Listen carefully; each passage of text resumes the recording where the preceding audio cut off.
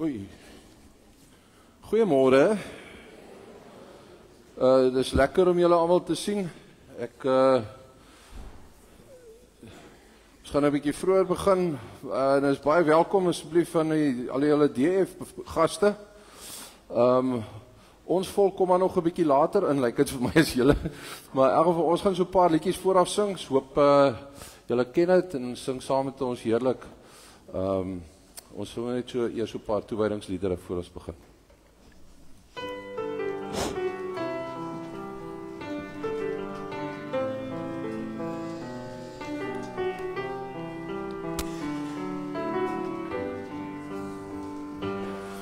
Oh,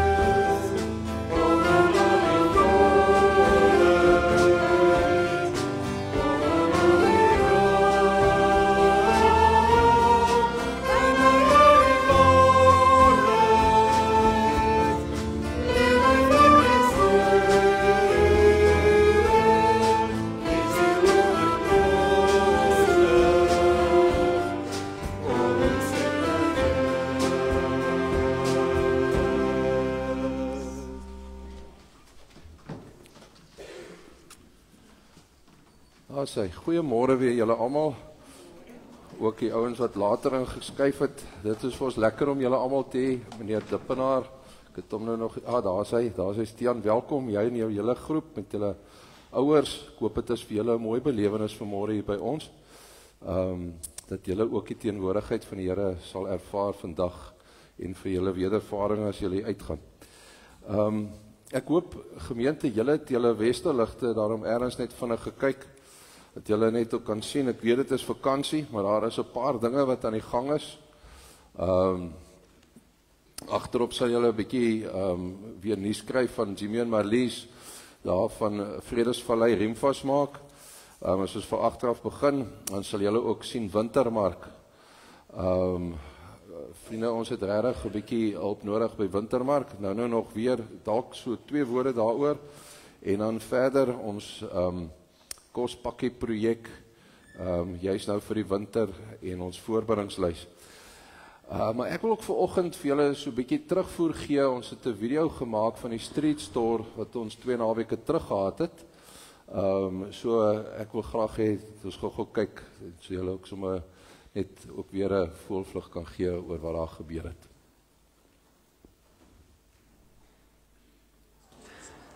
Sien net meer kans. Toe ek nou vanmôre hier gekom het, jy weet dit baie emosioneel. Net om te sien dat mense nou omgee. Baie welkom by Street Store in Bellville Wes. Street Store gebeur reg oor die wêreld. Dit is 'n non-kerk organisasie wat besluit het, kom ons connect met kerke wat resources het om by die mense in die omgewing actually betrokke te raak en regtig net cool goed te doen en hulle die winkel experience te gee. Dis waar die naam Street Store vandaan kom. Daar is een persoon wat verbygekom het. Ons het sy goedjies gepak, hy het sy nuwe skoene aangehad, maar sy ou skoene, so ou plakkies, het hy in sy hand gehad en ons sê toe, maar kan ons dit maar weggooi? Hy sê nee, hierdie skoene het vir hom al lank op hierdie teervaaier gehelp en hy wil dit saamhou as sy aandenking wil hy daai plakkies hou, dit saam met sy ander goed wat hy gekry het. So. Mense skenk oral hulle klere wat hulle nie meer gebruik nie, veral nou in hierdie tyd wintersklere. En dan kan die mense van die gemeenskap kans kry om deur te loop en 'n paar items te kies. Hulle word bedien, ons bid vir hulle, ons gee vir hulle kos en 'n koffie en 'n bietjie klere en ons stuur hulle dan met 'n blessing uit. It's a great experience for us to come to where we can actually have a real shopping experience, fitting on our clothes and get some really decent items to wear, especially with winter coming up now. So a lot of us needed some really warm clothes, and so I'm really thankful for it. I never expected to see what I saw, and I'm overwhelmed. I'm shaken. There's actually no words to express my gratitude and to see such wonderful people of God. That the wonderful people of God still exist today, despite our troubles, despite our traumas. Ons wil nie veel nie. Ons help hulle net om tweedehandse klere te kry en hulle is so dankbaar, so dankbaar. So dit is regtig lekker om dit te doen, om op daai manier betrokke te wees.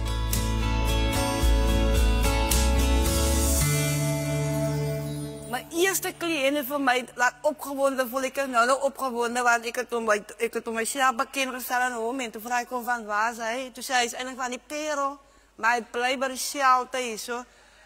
Toe en toe loop ek saam met hom en ek het so goed gevoel om saam met hom te kon gaan shopping het, want het is amper ek en hom uitgevat met hierdie shopping en alles is vir niets. En het het hom goed laat voel en het vir my goed laat voel. Terwyl jy staan, bid jy vir wat na jou toe gaan kom. Want het kan 'n man wees, ook het kan 'n vrou wees, so jy weet nie. Dit kan iemand wees wat baie swaar gekry het, of dit kan iemand wees wat nie te swaar gekry het, wat gehoor het van nie. So, jy wag dan vir die een wat na jou toe kom, en jy weet as hy kom, dit is een wat Vader vir jou gestuur het. Time he prayed for me, my heart was opened. I was feel like something is come in my heart. Of always I was feel, when I'm gonna get someone to pray for me. maybe God is gonna open my door to get anything. But I believe maybe it's not today or tomorrow I'm gonna get, because already I see someone who pray for me. I believe. When I prayed for him, and first of all I put my hand and I said, you are a mighty warrior. And we had this moment about Gideon that was a mighty warrior. And I'm so excited what God is going to do in him, what he's experienced here. And just go out on this soccer team that's mighty warriors for Jesus and just training the community. So I'm excited to have met Patrick.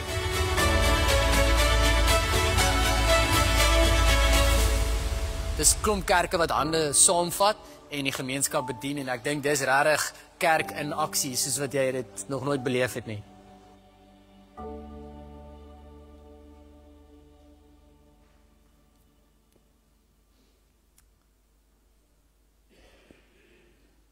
So daar is dit.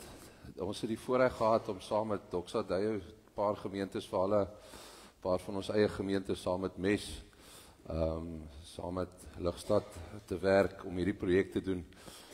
So begin solank jou klere wat jy nou klaar gedra het, hierdie winter weer wegbere, vir volgende jaar, DV, en dan kan ons dalk weer die voorreg hê, dat ons weer ons geboue beskikbaar stel,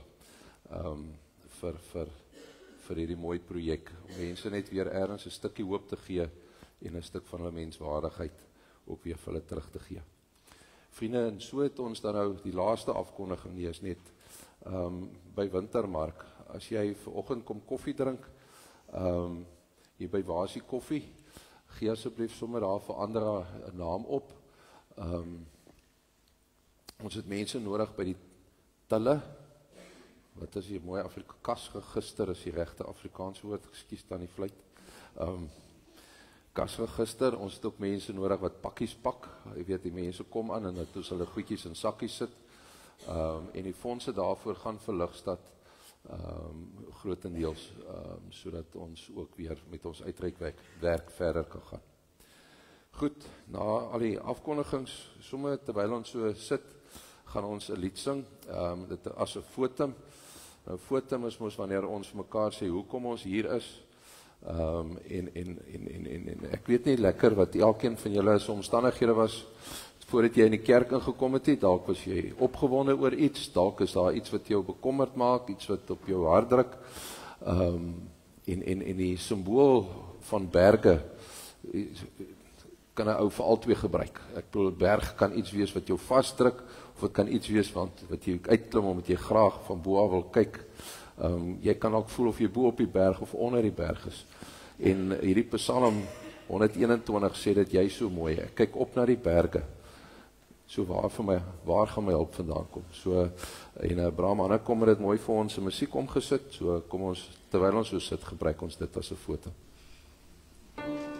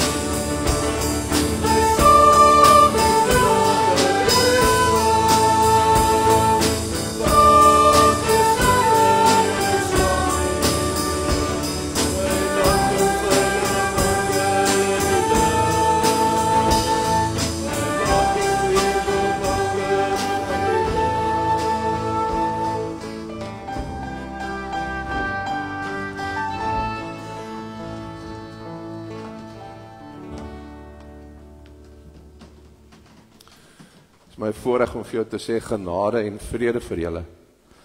Van God die Vader, wie se seun gekom het, wat weerkom en elke dag in ons lewens kom, deur die werk van sy Heilige Gees. En daarom, vriende, kan ons opstaan en 'n heerlike lied sing, wat net juis ook sê, die koning wat ons nou voor gesê het, ons wil graag in sy teenwoordigheid is hier, hy is tussen ons, en daarom kan ons sing. Kom ons staan.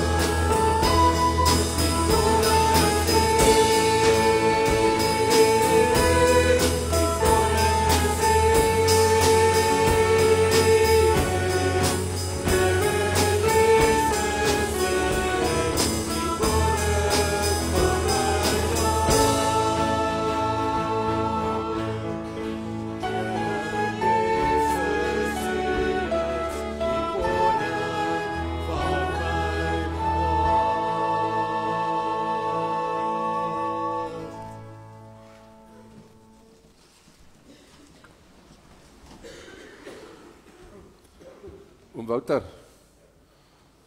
is jou beurt.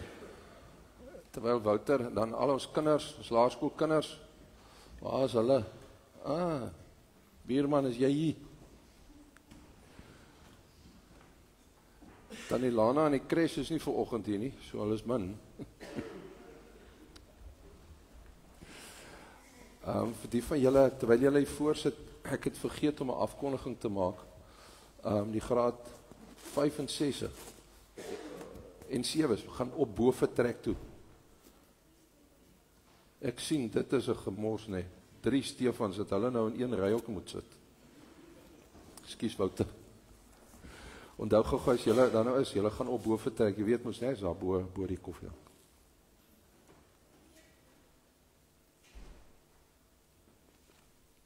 Die geleerde ooms en tannie sê vir ons dat Psalm 16 is 'n messiaanse psalm. Dit is eintlik maar net 'n groot woord om te sê, dit sê vir ons iets oor Jesus se lewe. Dit is lank voor Jesus aarde toe gekom het geskryf, maar dit sê vir ons iets oor Jesus se lewe. En dan wil ek hierso Psalm 16 hieronder staan. Hier staan by vers 11: U leer my hoe om te lewe. U leer my hoe om te lewe. Kom ons bid dit. Ons bid dit vir Jesus, né? Gaan julle saam met my bid? 1, 2, 3. U leer my hoe om te lewe. Kom ons doen dit weer. 1, 2, 3.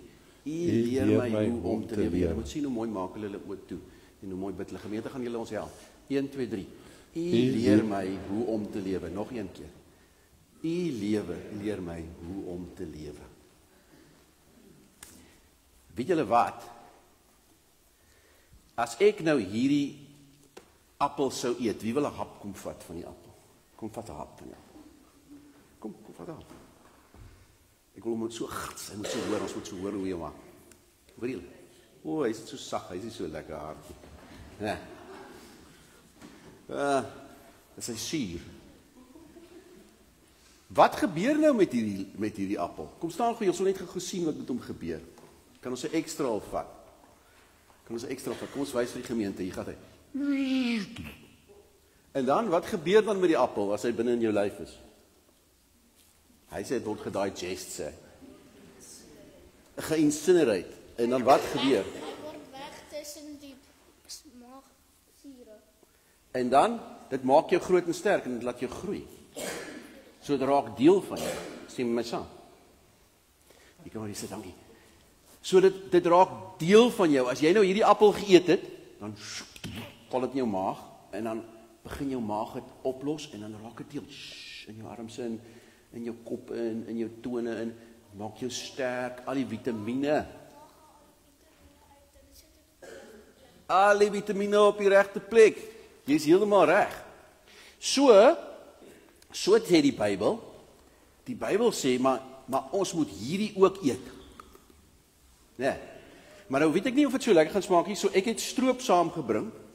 As ons 'n bietjie stroop opsit, en dan as ons 'n bietjie peanut butter opsit, sal julle dit dan kom hap. Wil jy kom hap? Dit sal lekker wees. Kan jy nie 'n boek eet nie? Dink jy nie so?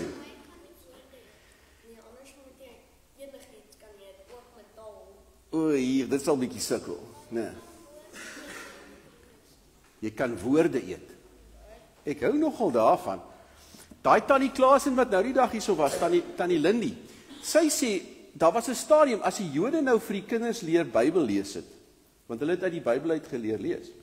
Dan het hulle op die heel eerste bladsy het hulle so 'n groot druppel heuning gesit. Ja, en dan voor hulle nou begin lees, dan lek die kind die heuning. Want hy moet vir sy lewe lank onthou, ja, die Bybel is lekker. Heilig lekker, sê hulle. Ja, weird, né? Regtig weirderig. Maar sien, net soos wat hierdie appel moet mos nou deel raak van my lyf, want hy moet my laat groei en hy moet my laat sterk word, so moet hierdie Bybel ook mos nou deel raak van my. Want hoekom? Want ek en jy wil Bybels word wat rondloop. Jesus was 'n Bybel wat rondgeloop het jy geweet? Jesus het presies gelewe soos wat die Bybel vir my en vir jou sê ons behoort te lewe. Ja, nie net vir hulle nie, maar vir almal van ons, né? Maar hy het nie net vir ons geleer wat in die Bybel staan nie. Hulle sê Jesus het vir ons geleer, maar hy het nie net vir ons geleer nie. Hy het presies so gelewe. Onthou julle wat hy vir ons geleer het? Hy het gesê, as die ou jou op hierdie wang klap, paf, dan draai jy die ander een hoek. Jy beklei nie terug nie. As mense jou seer gemaak het, dan maak jy hulle nie terug seer nie, maar hy het dit nie net vir ons geleer nie. Hy het dit fisies so gedoen, toe hulle hom so seer maak. Het hy nie terugbeklei nie, hy het nie mense terug seer gemaak nie.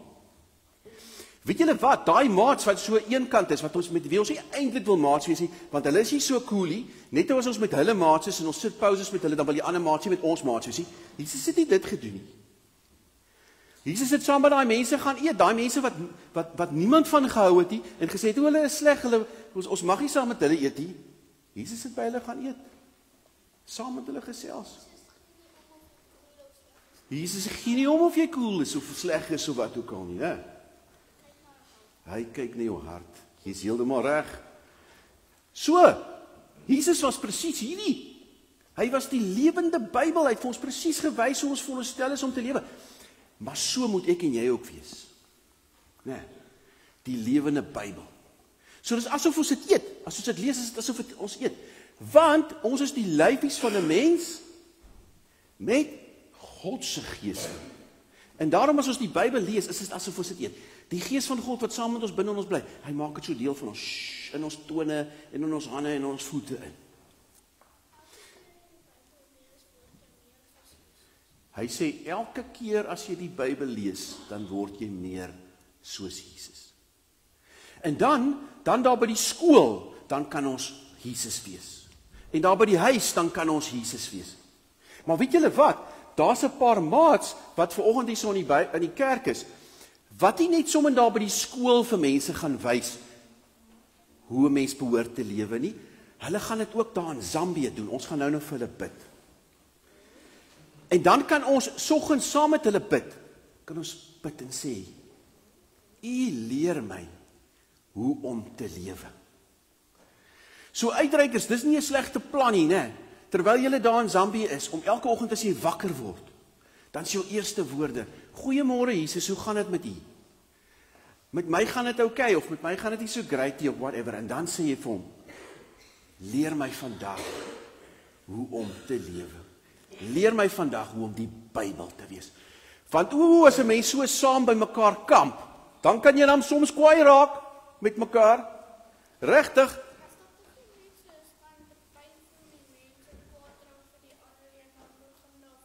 Dan begin daar 'n geveg, want die mense is so op mekaar, né? En dan onthou jy, maar ek hoef dit nie op my eie te doen nie, want die Gees van God leef binne in my. Né? So, kom ons maak toe ons oor, dan sê ons, ja. Ons bid. Ja. Kan ons eers 'n liedjie sing wat dit sê? Ja, great. Wat het ons? Ons het 'n liedjie wat jy sit sê, ek wil meer en meer lyk soos Jesus. Ja. En dan gaan ons dit. So gaan julle opstaan. Vlam 220, jy is heeltemal reg sien. Kom ons staan. Goed, 221. Kom ons staan en dan sing ons dit gou-gou.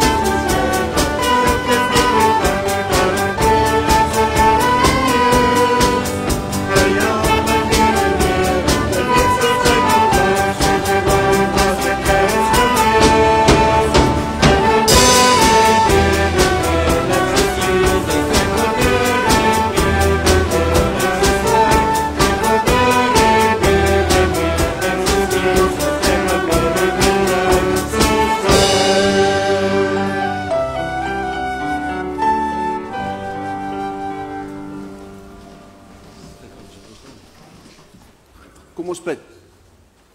Here, U leer my hoe om te lewe. U leer my hoe om 'n Bybel met hande en voete te wees. U leer my hoe om nie terug te beklei wanneer ander met my beklei nie, om nie ander terugseer te maak wanneer hulle my seer maak nie. U wys my hoe om selfs met mense wat ander mense nie meer wil te gesels nie, om met hulle te gesels. U wys vir my hoe om elke dag liefdevol te lewe. Ek roep na U toe uit, Here, want net met U krag sal ek dit kan regkry. Amen.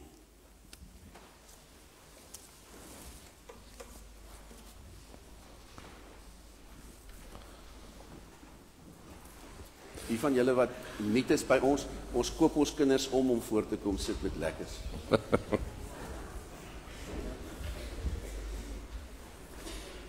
Maar dit werk.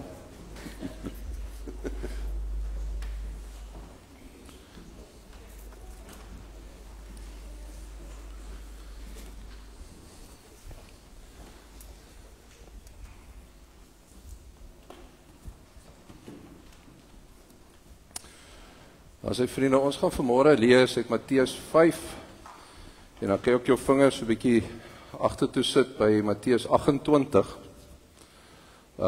Terwyl julle in die Bybels blaai daarna vir ons besoekers net. Ons is 'n oudtydse kerk, dis hoekom die dominee nog 'n toga dra. Maar daar's tog 'n mooi stukkie beeld daar. Teologiese toga maak 'n mens toe. 'n Regstoga maak ook 'n mens toe. Dit simboliseer in die reg dat dit die reg is wat iemand veroordeel of vryspreek. In die kerk simboliseer dit dat dit die mens toemaak. As ek nou my doktersgraad kry, kry ek nie ekstra tossels nie. Dit bly maar dieselfde, kry nie ander klere nie. Daar's nie rangordes nie. Dit is 'n simbool wat sê dit is God wat met ons praat. En mag dit vir elkeen van julle vandag die belewenis wees dat wanneer ons uit die woord uit lees, na 'n paar woorde oor mag sê dat dit die Here is wat met ons elkeen praat en nie iemand anders nie.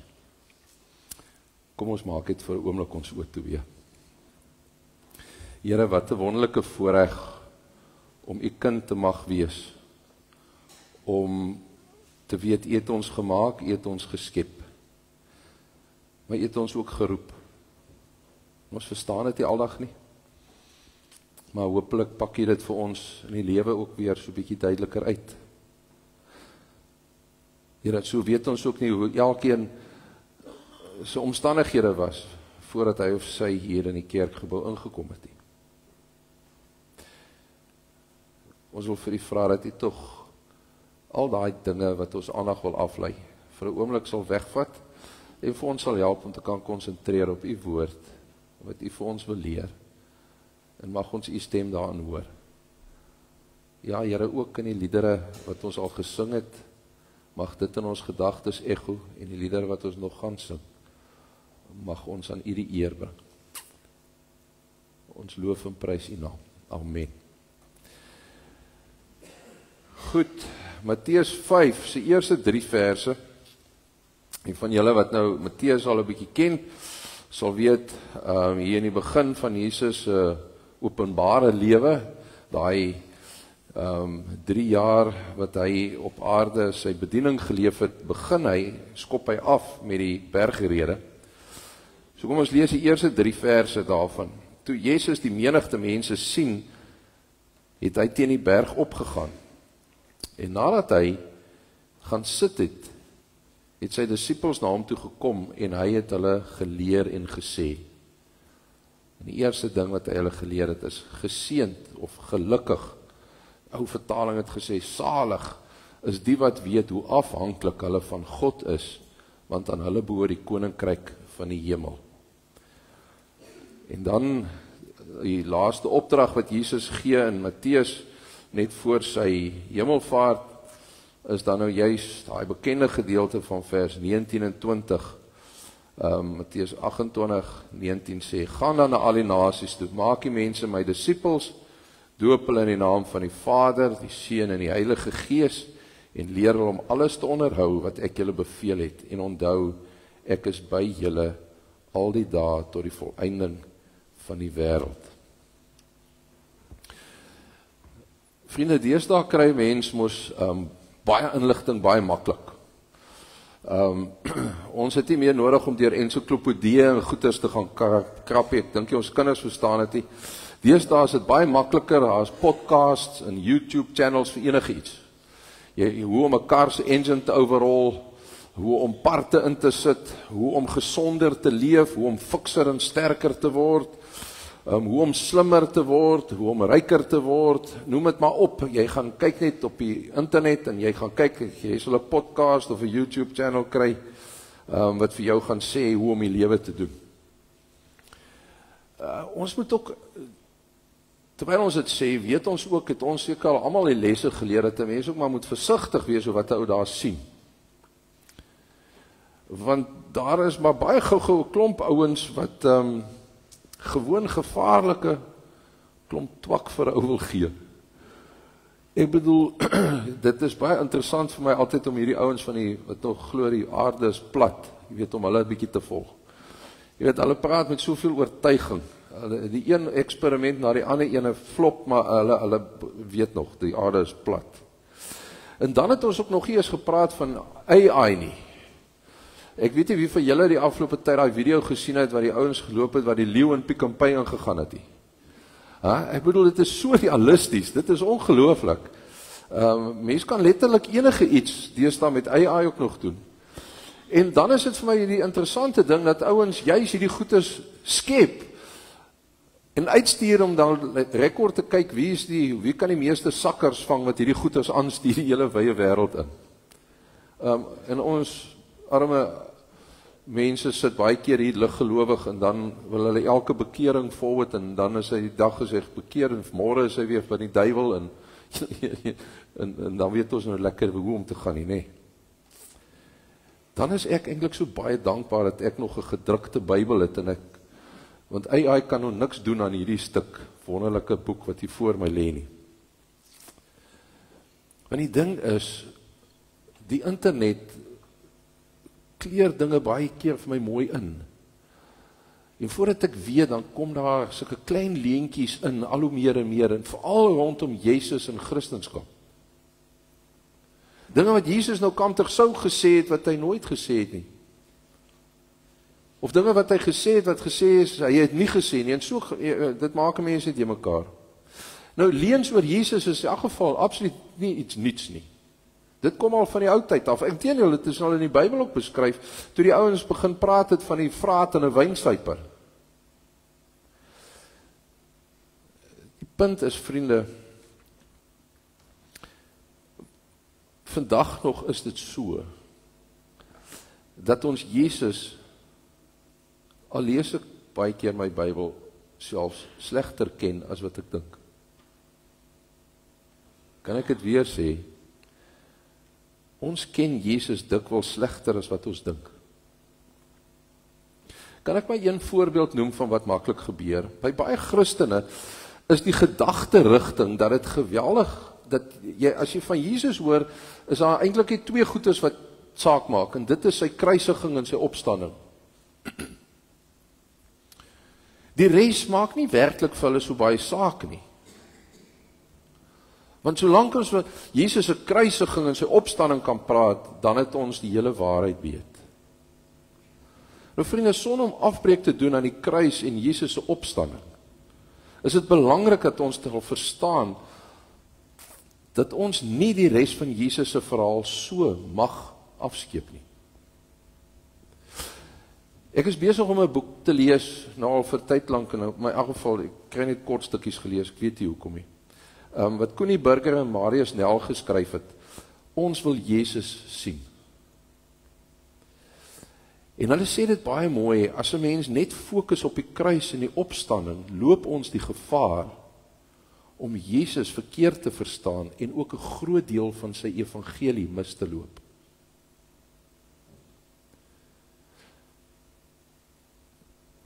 Kom ons gaan kyk na die eerste 4 evangelies. Julle weet mos wat die eerste 4 evangelies, ek kon nou nie die ouderlinge vra nie, want toe ek vir my visa aansoek gedoen het in Amerika, toe vra die ou vir my nogal, hy sê, "You're a pastor," ek sê, "Ja," hy sê, "So, wat is die eerste 4 evangelies?" Ek sê, "Matteus, Markus, Lukas." "Hoekom vra jy vir my so stupid vraag?" Hy sê, "Jy sal nie glo hoeveel ouens vang ek uit daarmee nie, hulle sê hulle is dominees, maar hulle is nie. Hulle kan nie eens met die eerste 4 evangelies gee nie." So onthou nog, Matteus, Markus, Lukas, Johannes. Nou, dit is die eerste 4. Al 4 hierdie skrywers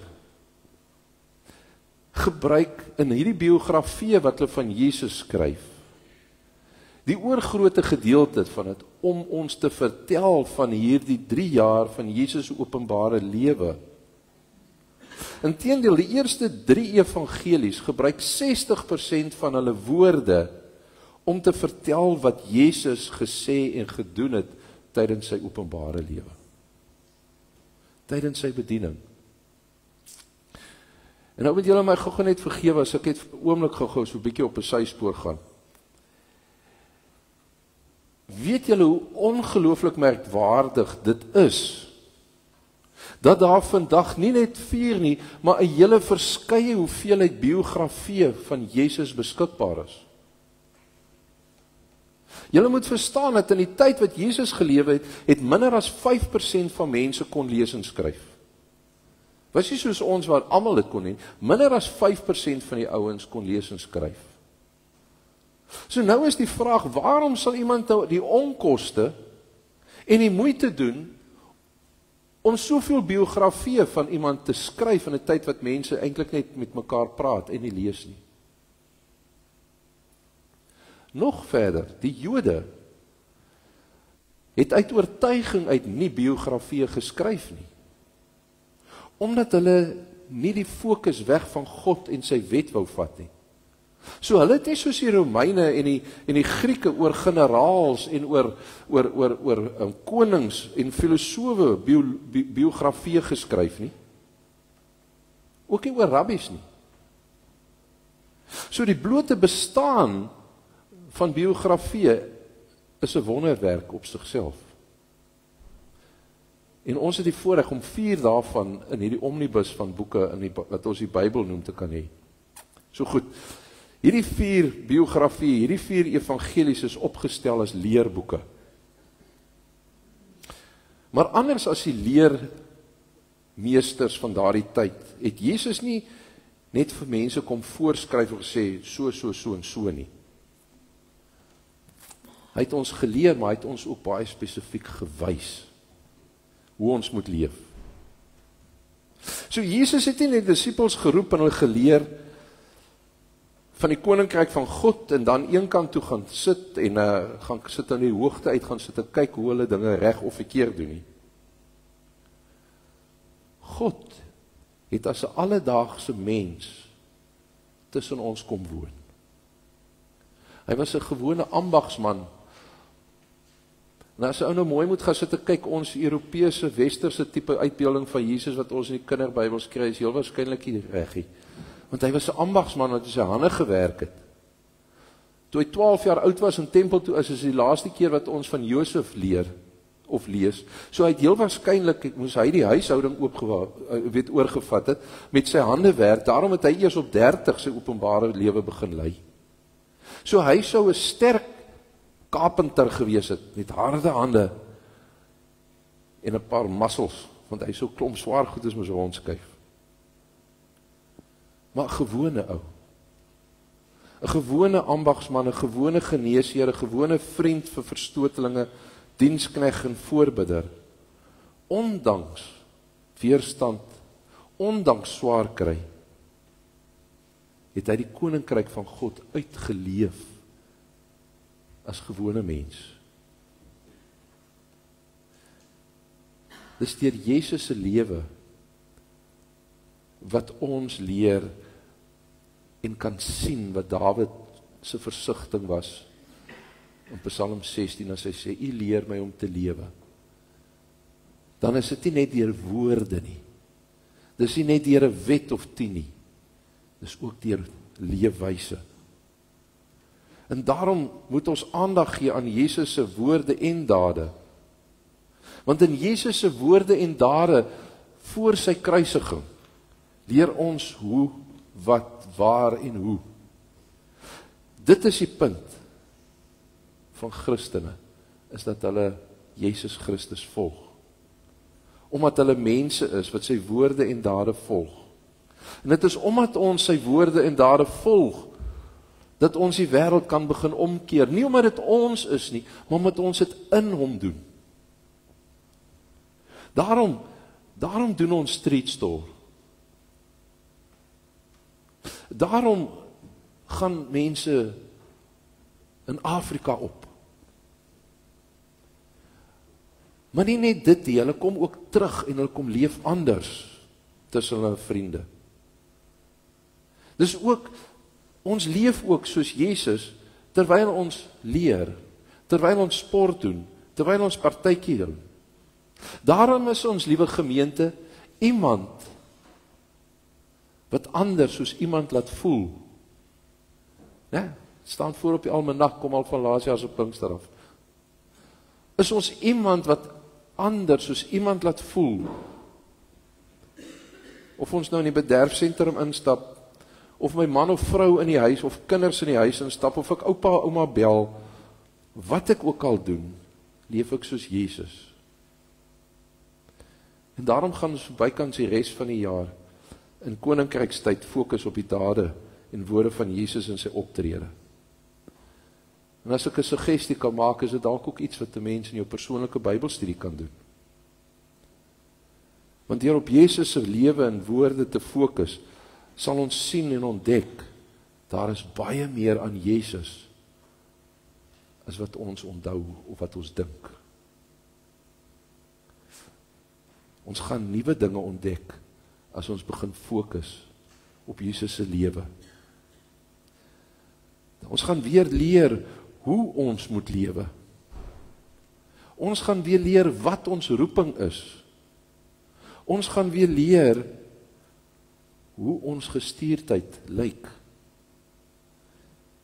En ons begin vanoggend dan nou juis hier by Matteus, die eerste evangelie. Hier by die bergrede. Nou wat amazing is van die bergrede wat vir hoofstuk 5, 6 en 7 beslaan is, Jesus kom sê eintlik eers hier vir ons gee hy ons sy handves. Hy kom sê dis hoe ek gaan leef. Dis die goed wat vir my belangrik gaan wees. Hy kom sê as te ware vir ons, dit is wie en wat ek is in die bergrede. Wie my wil volg sal deeglik bewus daarvan moet wees. Want hoor my, ek kondig 'n nuwe lewenstyl aan. En dan begin hy deur te sê, die kruks van alles is om afhanklik van hom te wees. Vriende, as ek en jy Jesus in sy lewe wil verstaan, dan moet ek en jy begrip hê, dat ons begin heel spesifiek by 'n soort van 'n armoede. 'n Afhanklikheid. Ja, ek weet in die wêreld streef ons so na onafhanklikheid, dis waaroor die lewe mos vir ons gaan. Maar Jesus sê, teenoorgestelde rigting, afhanklikheid. Christene, mense wat Christus sinne is, besef, ek kan niks sonder Jesus nie, ek is afhanklik. Christene, mense wat Christus sinne is, verwag nie hulp en redding van hulle self of van ander mense of van dinge of van goed nie. Hulle weet dat net God die soort hulp het wat ek en jy nodig het. Hierdie armoede is die begin van disippelskap. Nie net die begin nie, dis ook die opsomming en die samevatting van alles. Michael Paul Gallagher sê die volgende woorde in sy boekie Free to Believe. Geloof in God raak eers moontlik as die Here jou help om te ontsnap uit die tronk van jou onafhanklikheidsdroom. Dit klink vreemd, nee. Dit klink vreemd. Kan daar regtig lewe wees? Kan daar regtig plesier wees in 'n lewe van afhanklikheid? Kan daar regtig voorspoed, kan daar regtig 'n goeie tyd wees vir my, as ek my lewe prys gee in die hande van iemand anders? Jesus kom sê vir ons, daar is. Wie na God draai in verwagting, betree 'n nuwe werklikheid. Dis 'n werklikheid van God se koninkryksheerskappy oor die totale wêreld. Dis 'n vreugde van God se koninkryk wat anders lyk as die wêreld. Daarom doen ons dinge anders as die wêreld en ander mense. Ja, dit is nie altyd prominent en uitbundig en uitspattig nie. Maar dit is iets wat 'n diep vrede gee, 'n wete, 'n sekerheid. Dis 'n plek waar ek geborgenheid het, waar ek tuis voel, waar ek weet, daar is iemand wat vir my omgee. Daar is iemand wat sy lewe vir my gegee het en weer sal gee. Dis 'n wete van 'n belofte. Alles is reg, al voel alles verkeerd. En kan ek dit weer sê, hy het dit vir ons nie net geleer nie. Hy het dit ook kom demonstreer. As jy 'n kans kry, gaan lees sy gebed in Johannes 17, hoe hy sê, Here, ek is in U en U is in my, en as hy selfs vir sy disippels begin bid, dan is hierdie verhouding so diep intens daar, van ek kan nie sonder U nie, en hulle kan nie sonder U nie, en ons kan nie sonder mekaar nie. Die diepste is seker aan die kruis, met die kruisgebeure, is die Here Jesus met die Here worstel, met die Vader worstel.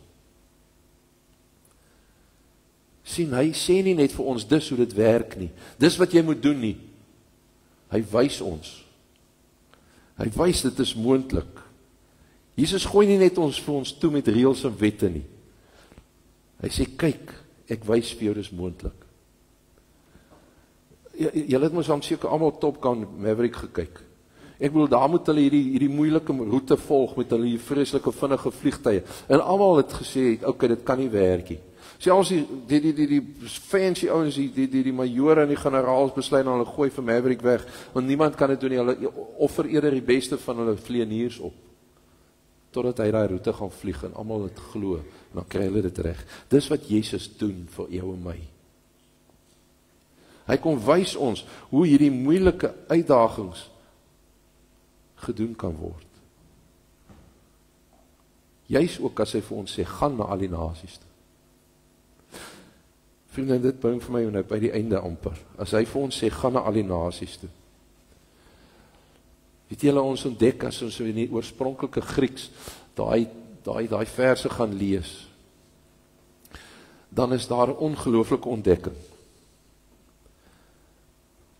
Daar is eintlik net een opdrag, nie 'n klomp nie. Ons vat die werkswoorde en ons sê, dat is gaan, maak, doop en leer. Die oorspronklike Grieks klink eintlik so, Jesus sê vir hulle, al gaandende, maak julle my disippels. Al dopende, en al lerende. Met ander woorde, ons opdrag is, maak disippels, terwyl jy gaan, terwyl jy doop, terwyl jy leer. Ons het hier te doen met verskillende stadiums, stap 1, stap 2, stap 3 en stap 4 nie. Ons het hier doen met verskillende gebeure nie. Een wat die een vooraf volg en die ander een wat agterna kom nie. Ons het hier te doen met 'n leefstyl. Hoe sê die Engelse so mooi? Learn by doing. Ons ontwerp die vliegtuig terwyl hy in die lug is. Hier is net een opdrag wat ek en jy het. Is maak disippels. Soos wat jy leef. Broeders en vriende, broers en susters, oomies en tannies, neefies en niggies, seuns en dogters, hoe kan ons nog sê? Disippelskap is 'n lewenslange proses. Dis 'n leefstyl. 'n leefstyl van lewenslang by Jesus leer. Sien, baie mense dink, jy's op 'n stadium klaar 'n gemaakte disipel. Dit is nie waar nie. Dis nie iets wat ek word as ek eers 'n kursus voltooi het, of 'n gebeure vooraf gegaan het nie. Ek is 'n disipel, lewenslang, nadat ek Jesus in my hart toegelaat het. En dan soos wat ek gaan leef, maak ek disipels. Soos jy nou met woorde wil speel, ek word wat ek al reeds in Christus is, maar ek nog nie is nie, maar ek moet wees. Al wordende, word ek meer en meer disipel. En geliefdes, dis as voorbeeld van so leefstyl, dat ons hierdie kinders van DFI uitstuur. Saam met die volwassenes wat gaan. Dis met dit in gedagte, dat ons vir Heinrich as 'n diaken nie uitstuur vandag. Want dit is 'n herinnering vir ons, almal wat dan nou nie voor gaan staan vandag nie, dat ons ook in afhanklikheid van die Here disipels is, algaandende. En dat ons disipels maak, al dopende en al lerende. Ons maak disippels wanneer ek swaar kry, wanneer ek val, wanneer ek struikel, maar ook wanneer ek opstaan. Ek is besig om te help disippels maak as ek lag, maar ook as ek huil. Want dit is 'n leefstyl. Dit is 'n afhanklike leefstyl wat Jesus vir ons kom leef het. Wat ons net in die wêreld leef. Ek ken, of ek weet van 'n dominee se dogter, en wat eendag 'n bietjie deur haar maats gekonfronteer is. Nou ek weet nou nie of julle weet hoe hulle met dominee se kinders altyd werk, enige plek waar hulle is, as hulle 'n foutjie maak, kan word gesê, is dit hoe 'n dominee se kind maak? Kyk wat jy nou alweer aangevang. En glas my, julle kan dalk glimlag daaroor, maar as jy nou terugkom van Zambië af, gaan dieselfde met jou gebeur. Is dit wat julle vreeslike wonderlike Christene, hoe julle doen, as jy nou 'n bietjie ergens 'n foutjie maak? En so het hierdie dominee se dogter ook eendag uit frustrasie uit 'n paar woorde geuiter wat sy nie mag uiter nie, of veronderstel as jy. En hierdie een ongelowige meisiekind kyk vir haar en sy sê, mag julle ook so praat? Ek dog julle mag nie so praat nie. Waarop hierdie dogter gaan het en gesê het, ek is jammer, jy is reg, ek hoort nie so te praat nie. 'n ongelowige draai om en sê, dit is die eerste keer dat ek 'n opregte in Christen beleef, wat met integriteit vir my antwoord, wat dit nie probeer afmaak nie. Ons maak disippels ook wanneer ons foute maak. Heinrich, meneer Dippenaar en Kie. Jesus leer en wys dat ons sal besef dat ek letterlik niks kan doen sonder hom nie. Maar soos wat ons leef, met dit wat hy ons gun, waar ek ook al gaan, sal hy ons gebruik om disippels te maak.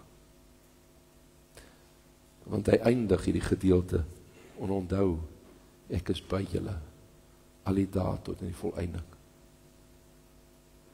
So as jy uitstap, dink vandag, aan 'n sin, wat ek nie wil klaarmaak nie.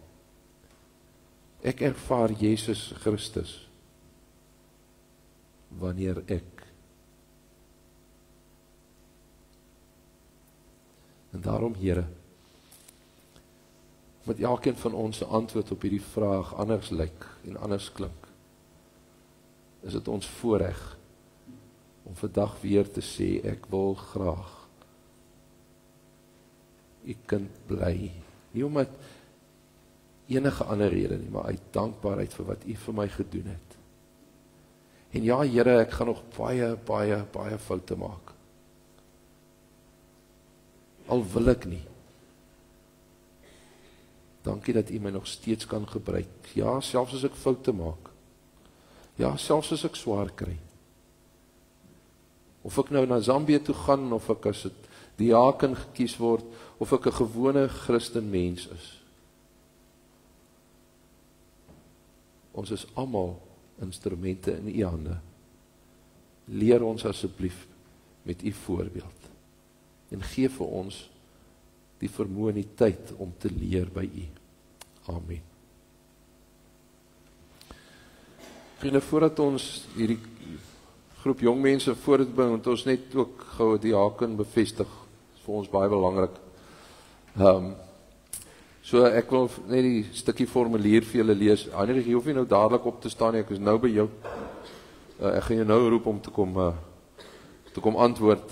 So op grond van die geloof in een lewende God, die Vader van wie ons almal die lewe ontvang, sy Seun Jesus Christus ons Verlosser en Heer, en die Heilige Gees wat ons daagliks verander en vernuwe, verbind die lidmate van die NG Kerk Bellville Wes, hulle om in die hele wêreld getuies te wees